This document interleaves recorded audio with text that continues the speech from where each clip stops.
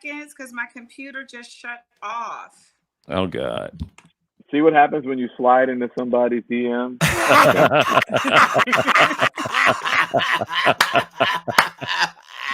Oh, That's my what God. happened, ain't it, Don? Y'all Yeah. crazy. Did it totally cut off, Sasha? Okay, Sasha's trying to get it together. Come on. So upset right now. How much time, Don? Can Hey, you wait? Rick. Hey, how are you? Yeah, I'm good. I'm great. Hey, Sasha. Hi, beautiful. How are you? I'm great, Diva. You are so. I love your smile. What? My smile? Yes, because every day when we watch, you are just reporting such serious news for us. I just like to see you smile. That's it. You look good, brother. I'm aging. No, you look good. Thank you. I was just on a Zoom and I was telling people that, you know, they were like, "Oh, you look great." I'm like, "Yeah, but you're not like me." Like, I throw to, let's just say, George, I interviewed you 10 years ago on CNN, and I'd say, and you know, back in blah blah blah, when I interviewed you about this story, and then they roll the clip, and you're like, "Oh my God, look how old and fat I am! Oh my God!" No way, dude. Because I've been watching you. I mean, even we used to do a lot of stuff when I was with Baisden back in the day, and we was doing stuff to Gina Six and all of the stuff over the years. Oh my gosh! You know, you still, man, you just have held just not just the look, man, but just that pillar of strength, man, is just what we. I don't know what our culture will be like, you know, and I'm sure you probably don't understand because you're in it. I don't know what our culture will be like without a figure like you for as long as you've been there. You know, you don't really understand it because you're in it, you know, but I mean, to a great degree, man, the historic things that you have done and that you are is going to be talked about, you know, long after all of us are gone, man. Just, you know. Wow. How am I supposed to feel about that now? I know, right? My head. Let me see if I can get through this door. I'm I know, right? I mean, I don't know how to feel about. Thank you. I appreciate that. Right there. There we are. There we go. Family. I got all my. Well, Sasha, now. I mean, usually I've had no issues. You know what I'm saying? And then we got Don Lemon and I have all these problems. Oh my God. You know what I'm saying? We didn't want no problems because you had to be here. Shoot, let me tell y'all what I was thinking. I said, they start this damn interview and they bring me in and I'm gonna be mad as hell. Well, here's the only caveat, Sasha. We've been on with Don for 8 minutes. Yeah. We had 10. He said we only got a minute and a half left. So you can wrap it up with him. We're sorry. It was a great interview, though. It was, Don. Thanks for talking about it. Yeah, thank you, guys. It was nice talking to you. Have a nice talking to you. Why do y'all want me to cuss? It's Rick and Sasha with George Wilborn, and we got the one, the only Don Lemon. Hey, Don. Now you guys see. Hey. How you doing, up, man? How you doing? Looking good. All right now. Thank you. You looking good too, Don. You know I'm real nosy. So the artwork behind you, that is beautiful. What is that? Oh, this is an Atlanta artist who paints he's ambidextrous. He paints with both hands. Oh, wow. Nice. And so you can see the right hand is stronger than the left. So he does that. And I have them all over. I have one. Let me see. Right here as well. That's color. Welcome That's to like the watercolor. Cribs. And then I have one in the guest room right here. Down the sideways. Oh, no, that's nice. Nice. Yeah, and then. Well, you know what? I know you living fabulously, so go on, show us the house, child. I'm the same way too, though. I got a couple things. That's my favorite. Oh, nice, Little Richard. Nice. Look at Little Richard. Richard. Look at I mean, look at the detail is amazing. Look at the teeth. Amazing. Is he crying? No, he's sweating. That's that's pretty good. What is he crying about?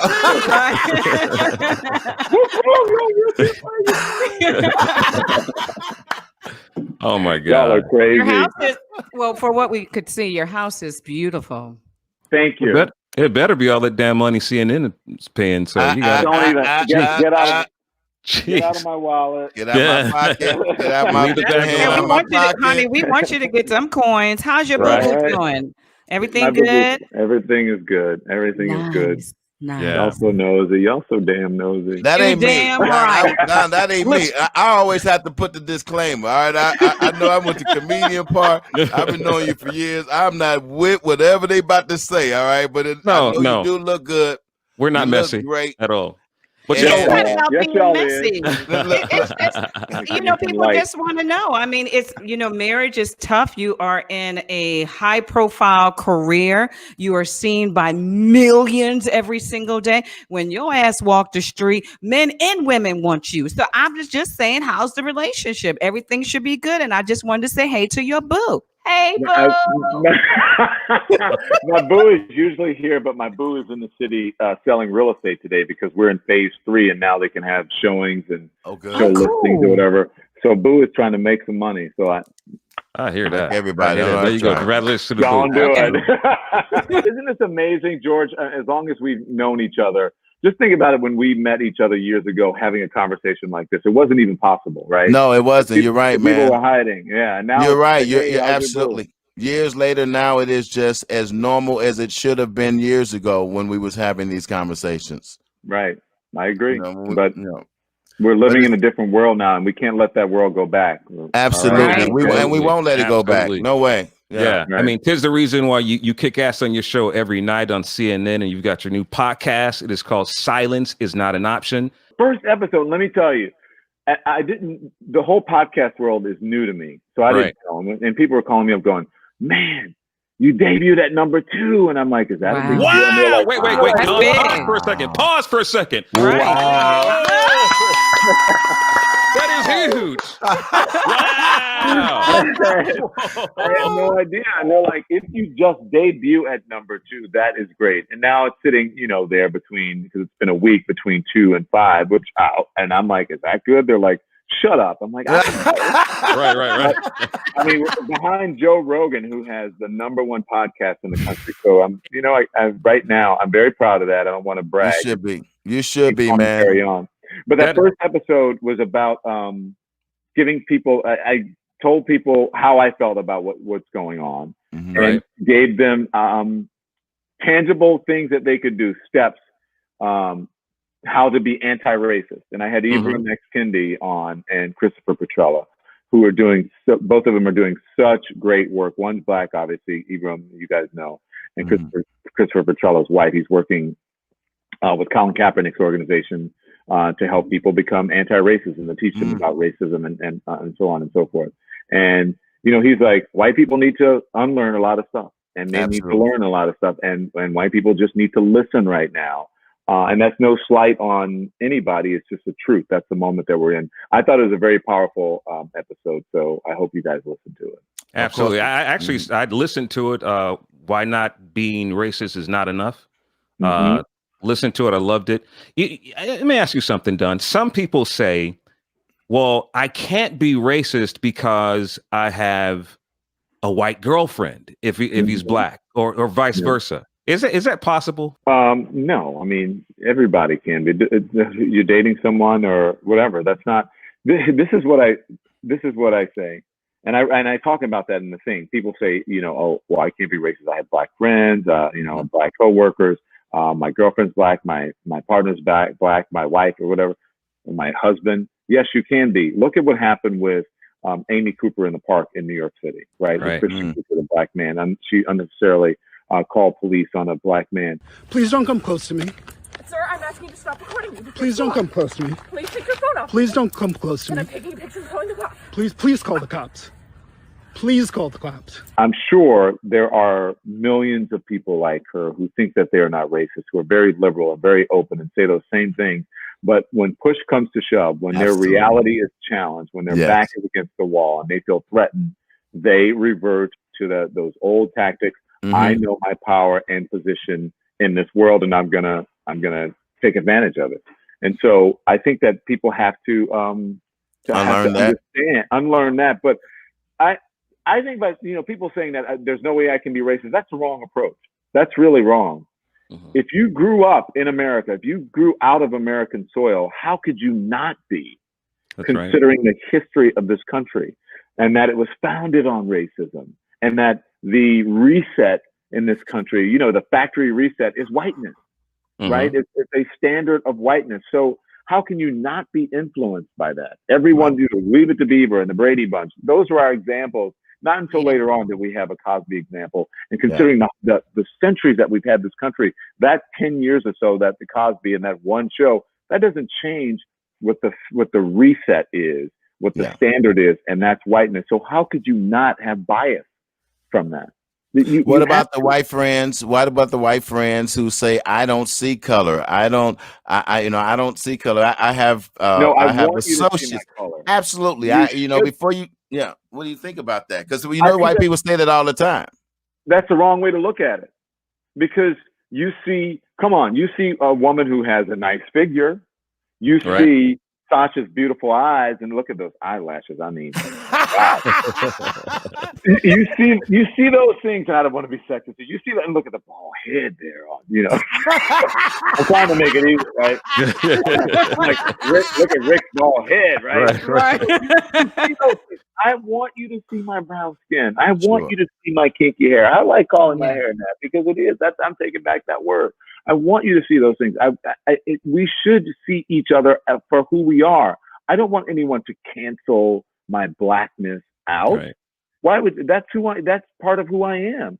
And so I think that is a very naive and ill-suited way of looking at America, right? You should not do that. You should want to love people for who they are, for their blackness, for their gayness, for their straightness, for their brownness, for their whiteness, for their blondness, for their blue-eyedness, for their brown, for all of that. But in spite or despite, however you want to say, in spite of that, you should accept them as a human being with all of that. So you shouldn't look at it that way. That is one thing that we need to unlearn, is that I don't see color. Because of course, what are you, blind? Come on. Right. You see my color.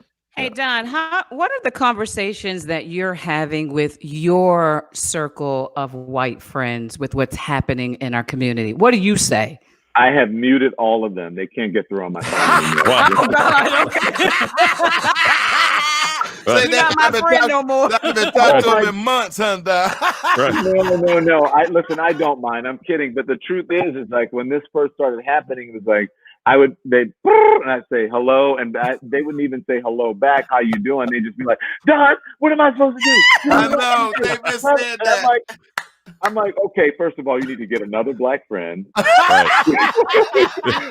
tired of answering these phone calls and talking to y'all. No, but seriously, I am flattered that people want to know, but I think that the key to that is, honestly, they should get more black friends. Absolutely. Interact with more black people. Start treating black people like chain letters. Just start, just seriously, but my friend who his name is Bill, he just happened to be the guy who was a contractor who did all this work, and that's how I met him, because he did the work on my house. And he called me and he said, I know you're getting phone calls from a lot of people, because I'm hearing, my own people. He's white. He's like, I'm hearing my own people. He goes, it's just easy. Just treat people like human beings. Absolutely. And he said, that's all you have to do. He said, yeah, I know you're black. I know you're gay. I know you have, he goes, but I treat you like a human being who deserves respect like anybody else. Yeah. And that's it. But in every day, what he says, and he didn't even read the anti-racist book, he just knows. He goes, every day I have to take some action to when I hear people in my own circles or who I work with on the job or whatever, when they say something that's racist, whether it's against black or an Hispanic person on the job or an Asian person, I have to call them out in the now, immediately, and say, that is not right. And here's why it's not right. And if you are going to act that way, you don't want to be on this job, or I don't want to work with you. I don't care how much money you're paying me. You have to call people out in the moment. That's how you become anti-racist. Right. Yeah. Before a lot of this happened, people didn't call people out. And it's now, people are using their platforms and they're telling it like it is. I mean, like with you with Trump, I remember some years ago, you asked Trump, are you racist? Here's my question. I asked you last time, I said, and some people were shocked, if you were racist. You knew why I was asking you that. Are you racist? I am the least racist person that you have ever met. I am the least racist person.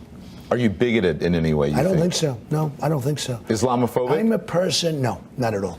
I'm a person who happens to be very smart, and I happen to have a certain street sense, and I know where things are going. What are your thoughts about that now that you've been Well, he saying? I mean, you didn't say call I'm him out not. every night. Right. He didn't say I'm not right. No, he said the least. I'm the least. racist. I'm not up there, but I'm down. I'm in the there. middle. I'm real low. I'm the I'm real least low. racist person. Right. But I think it's listen. You know, I think that is a cop out answer. I think a better answer for that is instead of I'm the least racist person is listen. I grew up in America. I'm sure I have some racial blind spots and biases that I'm not aware of or that I need to work on. That is a. Can you imagine if someone said that? You'd be like, That's honest. That's some truth there. Wow. That's some truth right there. Yeah. And then the next thing is that I know you're just an interviewer and you know you're interviewing me. I don't really know you, but maybe in the course of this interview, I might learn something about you that you can help with that. Or maybe you can point something and I'd be like, wow. And that's what Americans, but mainly white Americans need to do. That's what Jimmy Fallon did with me when he apologized for blackface, when he talked about the reasons he did it and the reasons he's embarrassed about it and the reasons he wishes he could take it back and what he wanted all of America, especially Black Americans, to know about it. And so that's what every white person needs to do, because it's not incumbent upon Black people to teach you about racism or how to be an anti-racist. That's you. Right. So I like Jimmy personally. With Jimmy, would you say it was conscientious stupidity or sincere ignorance for what he did? Well, I think it's, I don't know if it's conscientious stupidity. I think it's ignorance. Right. That people just don't know any better. Right. And I also think, we tend to look at things through a 2020 lens, everything, right? You know, even during the last election, when people were talking about, well, they did this in the 1994 crime bill and all this stuff and that omnibus bill and super predators and all that, which was wrong. But we have to look at things through the time when they happened. The world was a different place when Jimmy was doing that. And that's not to make an excuse for him, but you can understand how people thought it was acceptable, even though it was offensive then and it's offensive now.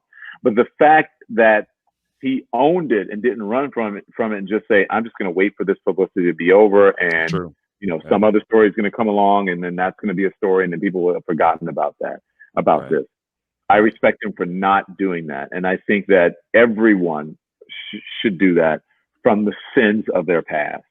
So maybe this president should come out and say, you know what, when I said the Central Park, when I wanted to bring back the death penalty for the Central Park Five, or as I call them, the Central Park survivors, right? Right. When the Central Park exonerated.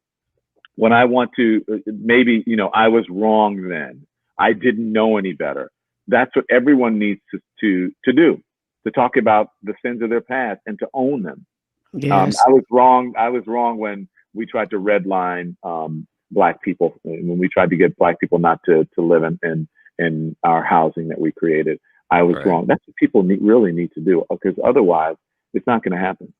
Absolutely. Don, what do you say to Black Americans who are sitting home watching this and not doing a damn thing? Well, this is how I feel about everyone. I feel this moment, listen, we're all sitting at home.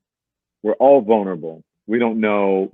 Some people don't know, honestly, where their next meal is going to come from. Have you seen the line for food pantries? Yes. People don't know where they don't know where their next paycheck is coming from. Many people, they don't know if they're going to be able to pay their mortgage or their rent. And they don't know if their kids are going to be able to go to school, where they're going to be able to go to school, and on and on and on. So people are feeling vulnerable right now. And they're literally have been watching Black men die on television in front of their faces over and over and over again. So I think that people are vulnerable in that sense, and then vulnerable when it comes to race and their health. They don't know what's going to happen. So I think that there is an openness that white America has now, because they were already feeling vulnerable. Somehow that has let racism into their heart because of the images that we're seeing and because of that vulnerability. When you're feeling vulnerable, you're like, oh, what do I do? I don't know. Right. And so I think that we are not going to get this moment ever again in my lifetime. No. And so while this is happening, everyone needs to step up. Yeah. Everyone needs to let the protesters know. You can't get out there because you don't want to get COVID-19. I understand. But you need to let those young people know that you support them.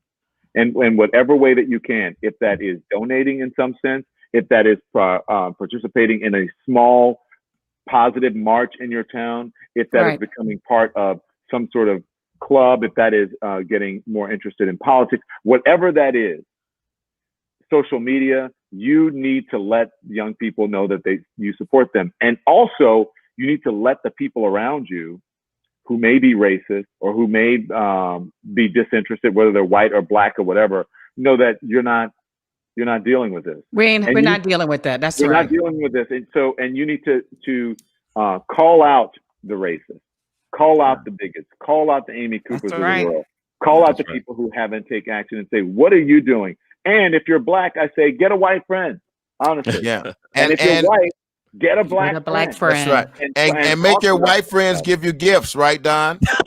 Make them give you money, and they can take care of help you with improve your credit rating. Yes. I'm joking. I know. Well, listen, Don Lemon is on weeknights on CNN. And I love the bromance with you and Cuomo. I mean, it's hilarious, man. The new podcast is called Silence is Not an Option. He debuted at number 2. That's right. Number 2. You can tell those people, Sasha, to tune in to Silence is Not an Option, because that's where we're having those conversations.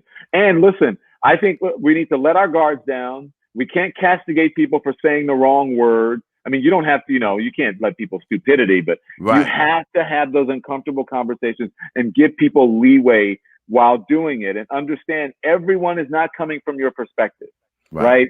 There's an ignorance about race that many people have, and it's not your fault. We're not taught the right thing in the history books. So now it's time for us to teach, to help people and to teach them. Like James Baldwin said, white people are trapped in a history that they don't understand. And it's incumbent upon us, in some sense, to help them, but it's not incumbent upon us to make them not racist. That's them. Absolutely. Don Lemon, thank you so much. We love you, bro. Listen, I'm so proud of you guys. I love you. I love you, my people. You are beautiful. Keep doing what you're doing. Keep calm and carry on, and keep, fighting the good fight. I love you guys. Thank you for asking me to be on. Thank you for being with us. Appreciate it. Not at all. Thanks. Not at all. Okay. Bye-bye.